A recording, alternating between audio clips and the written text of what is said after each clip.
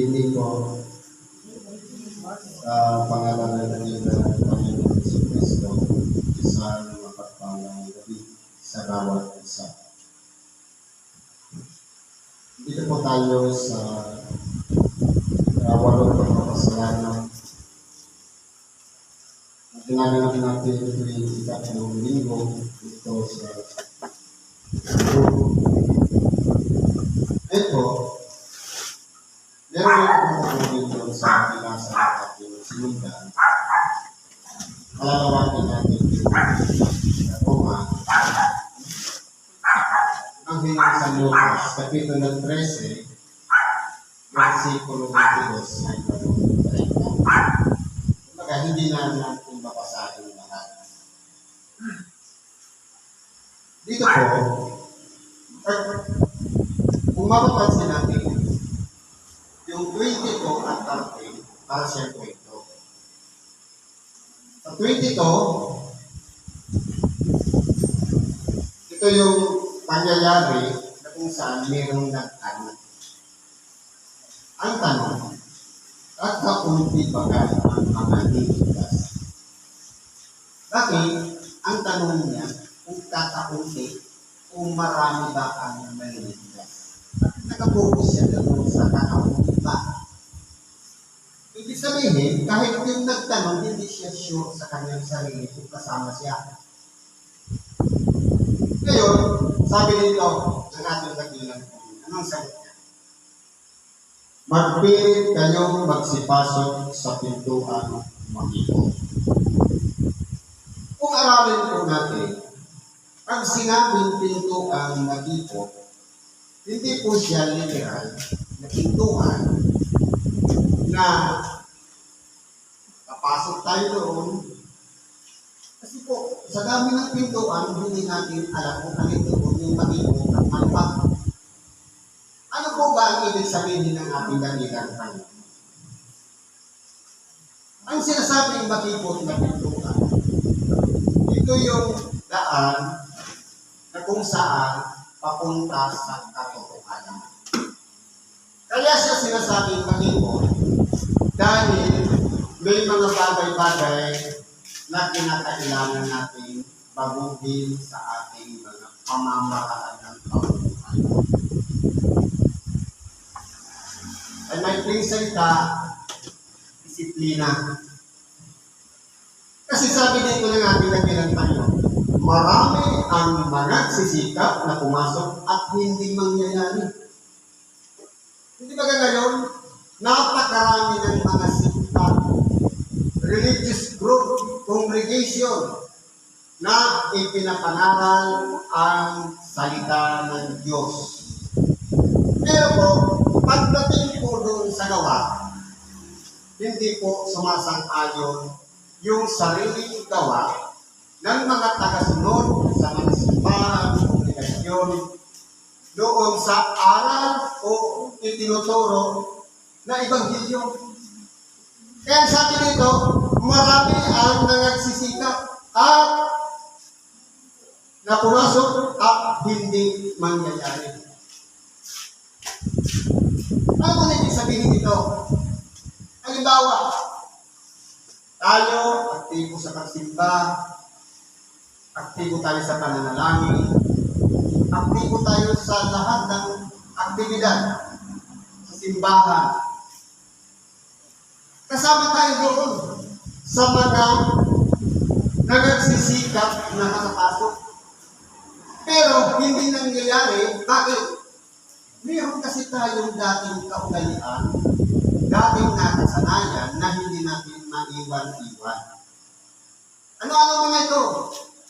Unang-una, ugali. Nagsisimba nga, pero hindi pa rin matino ang ugali. Madamot pa rin, madaya pa rin, nanlilibak pa rin, naninira pa rin. sapagkat yun ang humahatak sa atin upang sa ganon, hindi natin masunod yung pagpasok sa pinto ang makipot. Ang ibig sabihin dito, kinakailangan natin isakripisyo yung mga layaw natin, yung nakasanayan natin, na kinalakihan natin mula pa nung dati na hindi pa natin nakikilala si Kristo. Minsan na nagiging dahilan, papasok ka sa isang grupo ng mananampalataya, nagiging pamamaraan lang yung bautismo para mapaanin. Paramihan ng miyembro. Pero kung nangyayari, kung hindi nagbabago, halimbawa, kung nag-member, sisimba ng linggo, tama sabi na ni Tayo, magsisimba sa umaga, pag gahapon, nasa sabungan. Kung ang nangyayari ito, hindi mo sa pintuan na pintuan, kundi kinakailangan natin isakripisyo ang lahat ng ating nakasanayan. Kasi halimbawa, nananaral ako ng salita ng Diyos. Pag-uwi ko sa bahay, nagtataya naman ako sa waiting, useless din. Nagsisikap akong maligtas, pero hinahatak naman ako ng laman para dayain, para makasunod doon sa layaw nito. Ito po yung kinakailangan natin sundan, yung disiplina na dapat isinasagawa natin. May mga bagay-bagay na nakasanayan tayo na kinakailangan natin isakripisyo. Ano-ano pa yan? Halimbawa, yung pag-uugali na lang. Kung sabihin natin palagasalin tayo, pero bastos naman yung bunganga, useless pa rin. Mahilig tayo magsimba, pero naninira tayo sa kapwa, bago wala tayo. Kaya kinakailangan nito, ang tinuturo kasi dito ng ating kanilang Panginoon, yung pagpasok doon sa buhay na dapat matino na kung saan yung aral na ating binabasa, pinapakinggan, na mga pinapaliwanag sa bawat araw ng pagsamba, unti-unti natin yan i-apply sa ating buhay. Kapag yan po ay naisasagawa na natin, hindi naman po kasi yan biglaan na totoo nga, nagsisikap tayo na mapabuti, maging banal, maging kalugod-lugod sa Diyos. Hindi po pasihan yung pagiging aktibo sa simbahan.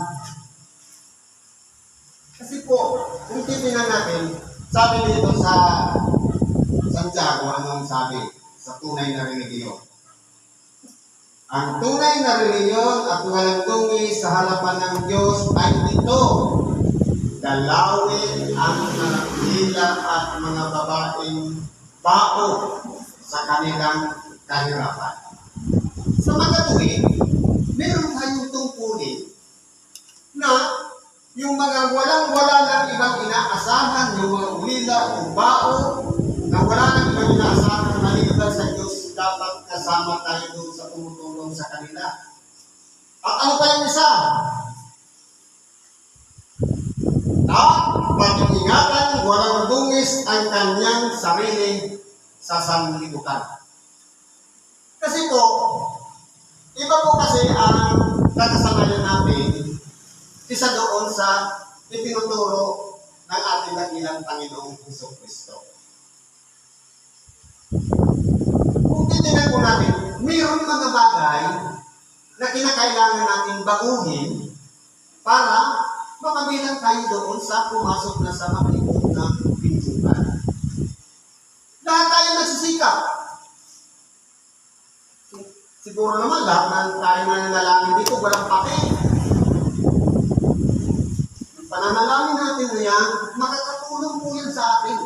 Pero mas higit na idalangin natin na ang ating sarili mabuto natin. Na ang ating sarili dapat manguna yung espiritual na kalagayan, hindi yung kita ng laman. Kasi po, nahihikaya tayo nito.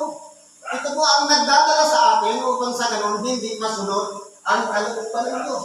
Lahat tayo nagsisikap na maligtas. Pero ang problema,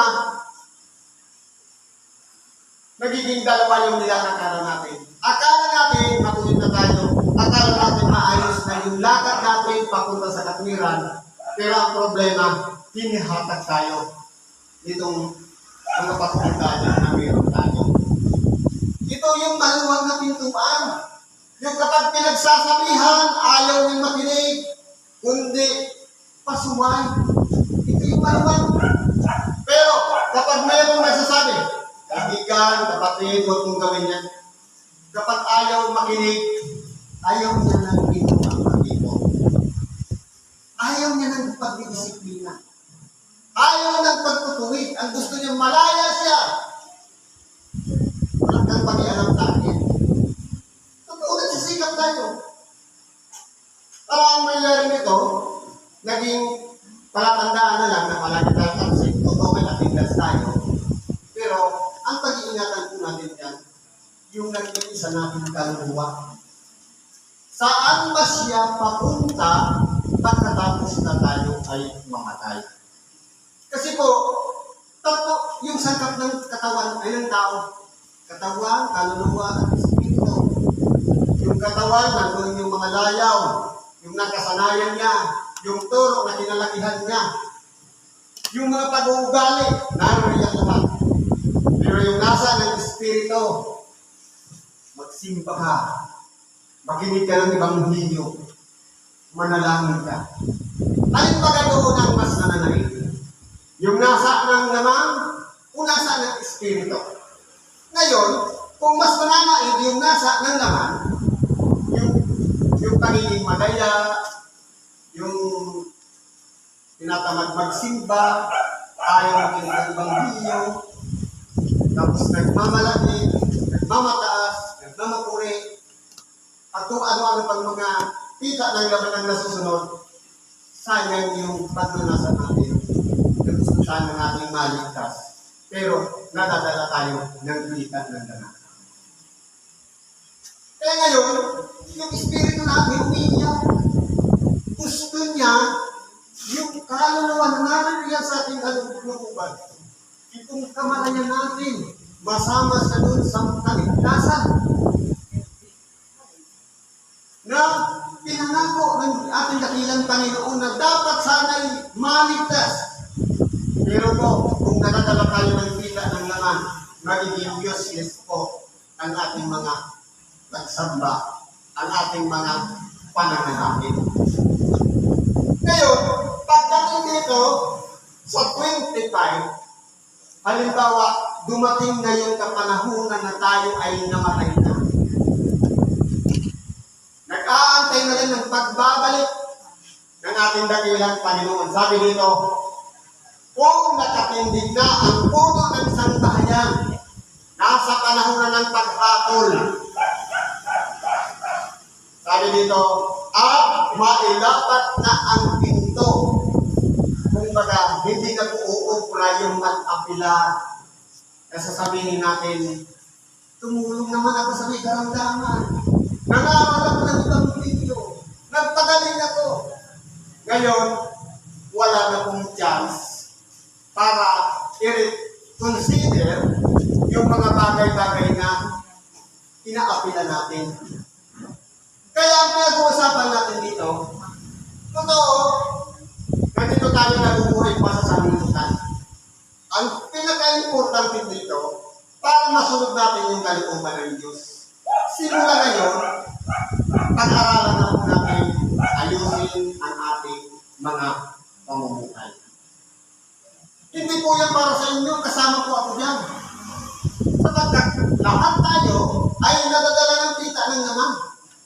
Kinakailangan natin, tuturuan natin ang ating sarili na dapat yung Ebanghelyo, halimbawa, ako nagbabasa ng Ebanghelyo, ipinapangarap ko, kasama ako sa tagapakinig, na dapat din baguhin ang sarili, upang sa ganoon, maging kalugod-lugod din ako, na hindi masayang yung pabalik-balik ng templo, yung sipag sa pagmimisyon, at kung ano-ano pa man na ginagawa natin, na sana sa pagdating ng panahon, sa pagbabalik ng ating dakilang Panginoon, na-secure din natin ang ating nag-iisang kaluluwa kung saan siya papunta.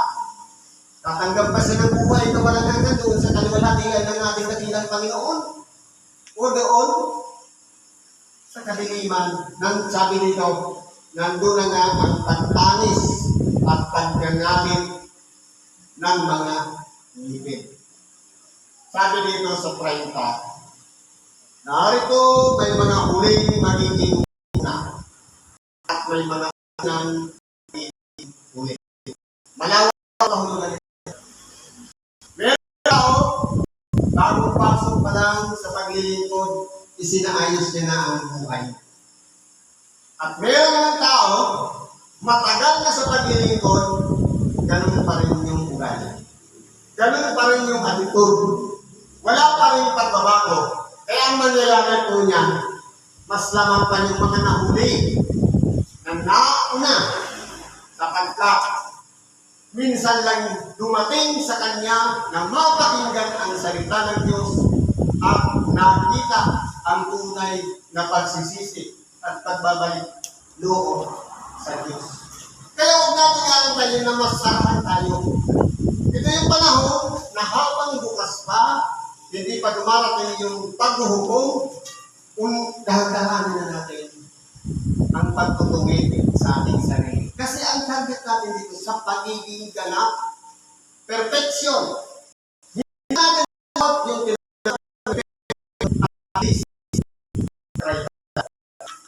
pinagsikapan natin.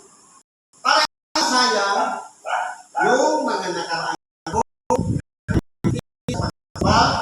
yung mga nakaraang panahon na yung mga nakaraang panahon na aktibo tayo sa pananalangin tayo masaya. Pero, ang sabi dito, magpilit kayo. Hindi kinakailangan sabihin ni Brad Moises na isiksikan ipilit. Tayo mismo ang pipilit sa ating mga sarili upang sa ganon. Kasi tayo po ang nakataalam ng buhay natin. Hindi yung ibang tao. Kaya tayo rin ang magsasagawa ng pagpapasya. Dapat mo na ang umpisan ngayon, usa ka na. Ngayon, kung umpisan natin ngayon, ito na yung panahon na kung saan nililiwanag dito na magpilit na tayong pumasok sa makikot na pintuan. Kung may mga unang nagsisita, tayo ang ating mga kapatid. Pakinggan natin yan. Ikagaganda yan. Ikasusulong yan. Ikatutuwid yan. Ito na yung makikot na pintuan. Meron ng limitasyon ang ating mga pang-araw-araw na ginagawa. Kung dati, nagsusugal tayo ngayon hindi na. Dati nagtataya tayo sa luto ngayon hindi na. Ito din yung makikot. May mga limitasyon na bawal na pala yan, bawal na ito. Bawal na pala manira, bawal na pala mandibat, mandaya, kung ano-ano pa man.